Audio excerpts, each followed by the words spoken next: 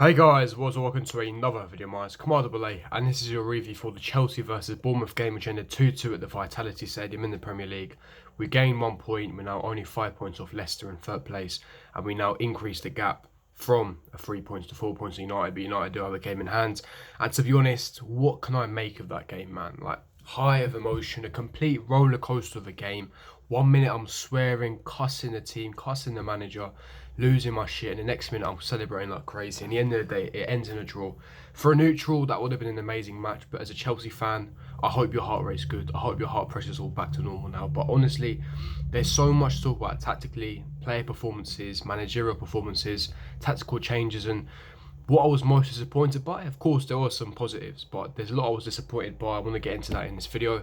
Now, of course, before I do get into it, make sure you smash the like button, subscribe to my channel if you are new here. Make sure you hit the notification button for every time I do upload, and comment down below your thoughts and opinions on the match. Now, of course, getting line up, we went with the 3-4-3, the formation that we played against Bayern Munich and Tottenham.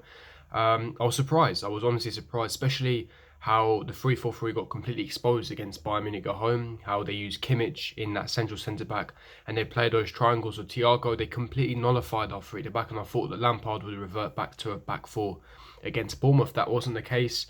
And, you know, at the end of the day, he conducts training, he sees what's going on in training and Cobham, etc. So we can't judge too much, but I would have liked to have seen a back four. So back three it was, and Kepa was still non-existent. He was not in goal today. Caballero in goal. We had Alonso left wing back, may as well stick him up front. We'll be getting into him. Reece James right wing back. We had Christensen, Tomori coming back into the team for Rudiger, and we had Christensen, Tomori and Azpilicueta in the back three. Jorginho Kovacic as the pivot, and we had Mason Mount, Pedro, and we had Olivier Giroud up front. Of course, Tammy Abraham is injured. Now, getting into the overall performance, now we end the half time. We go into half time 1-0. Now, the first 20 minutes of the game, I'll be honest, it was a very slow, sluggish start. A lot of lethargic passing, a lot of sloppy passes. We couldn't really string many, 2 to 3 passes together. I thought that Bournemouth really dominated us. Now, Bournemouth are more of a counter-attacking team. They utilised their pace, they soak up the pressure, but they're all over us. They had 2 glorious chances in the first 20 minutes, courtesy of good reaction saves by Caballero, who's been decent for us since he's come into the frame. But for me, I think that I really couldn't put it down to, honestly. I really don't know what I could have put it down to. Is it tiredness? Is it fatigue? Because at the end of the day, we started so slowly, we couldn't move the ball, and I was disappointed. I was expecting a reaction, especially after Bayern Munich. Is it tactically? What is Lampard telling his players tactically?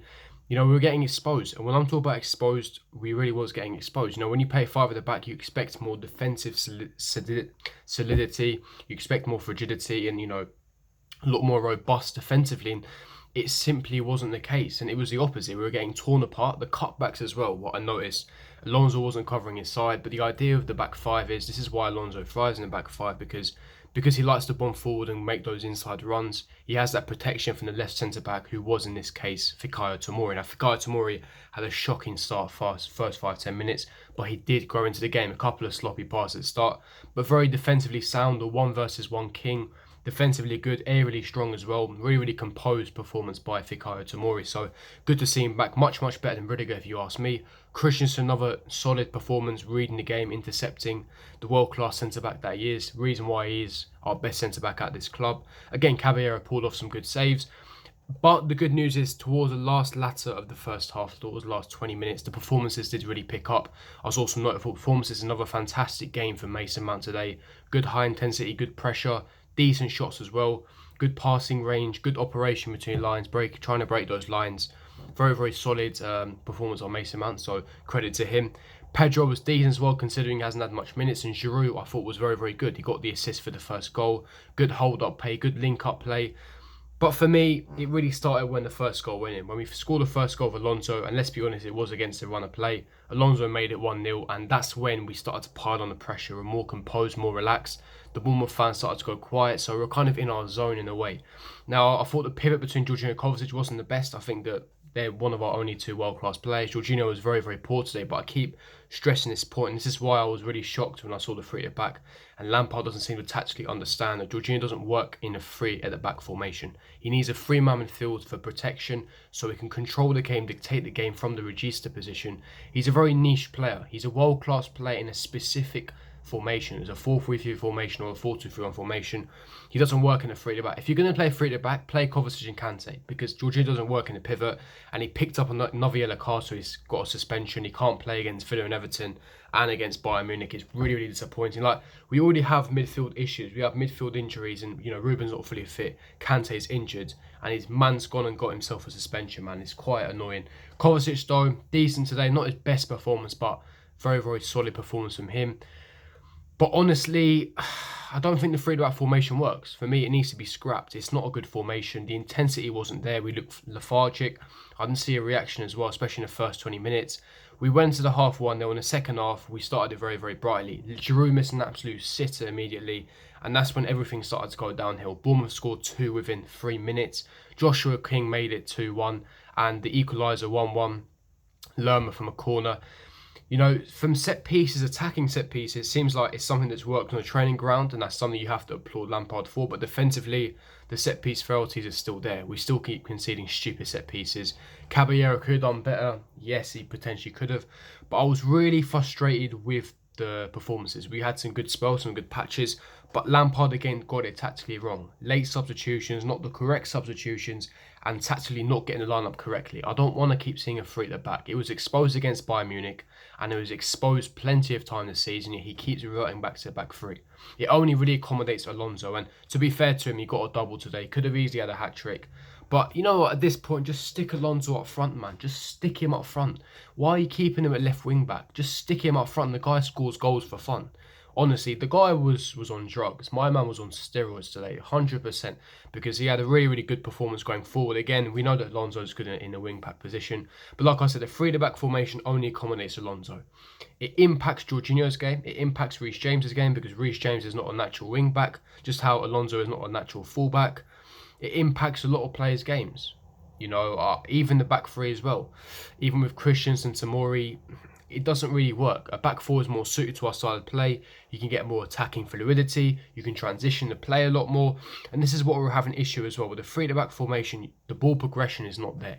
It's just not there. It's non-existent. The ball progression is not non-existent. With a 4-3-3 with Jorginho as a controlling dictator, you create triangles. He's being press resistant, moving the ball quickly. There's attacking fluidity, and there's a lot more ball progression. But in a 3-at-the-back formation, with a 4-3-3 formation, you get a lot more attacking fluidity in that formation. This is why I don't want to see a 3-at-the-back formation. But like I said, I don't know what goes on in training ground. I think Lampard did get it tactically wrong today. And then, of course, Alonso, he does equalise.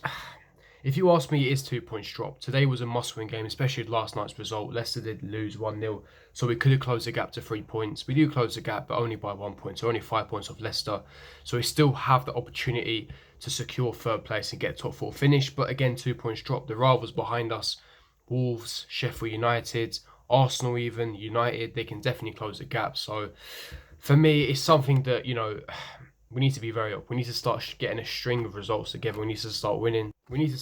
Otherwise you've got teams behind us that are going to start catching up. So we need to start getting a string of wins together. Look, it's not a loss. We came back a bit. Yes, we went down 2-1, but we did come back. So that is good in some sense. There is some positivity, but there's a lot of negatives. The 3-at-the-back formation needs to be scrapped, in my opinion. Doesn't accommodate a lot of players. There's no ball progression. There's no attacking fluidity. We get exposed defensively as well. We need to revert back to a 4-3-3 with Jorginho as a register position. And also, we need to start picking up these results. Now, we know we're at the Champions League. Don't even tell me we're going to score 4 goals in Munich. We need to focus on top 4 now, secure that Champions League spot position. But we need to be very off. Now we need to hope once again that other teams behind us start dropping points again. But I hate this thing where we're reliant on other teams dropping points. We need to focus on our own thing. We need to start winning, pulling some strings together, and at least we avoided Bournemouth to do double over us. But honestly, it was frustrating in many ways. I think Lampard got it tactically wrong. Some decent playing performances. And regarding Kepa as well, of course, we've got Liverpool on Tuesday in the FA Cup. So hopefully Kepa will make his return. Hopefully get that confidence that he does require. If he has an outstanding game, that could mean that Kepa will weave his way back into the 11. So hopefully, fingers crossed, it does happen, because we paid a lot of money for him and he does have world-class potential. So I think that Kepa needs to be back into the starting 11. But I'm going to wrap up the review there, guys. If you enjoyed this review, don't forget to smash the like button, subscribe to my channel if you are new on here. Make sure you turn the notification for every time I upload, and comment down with your thoughts and opinions in the comment section below. What do you think of the performance? Who do you think was your man of the match? Yeah, leave me your thoughts and opinions in the comment section below. And I'll see you guys for my next video. Peace.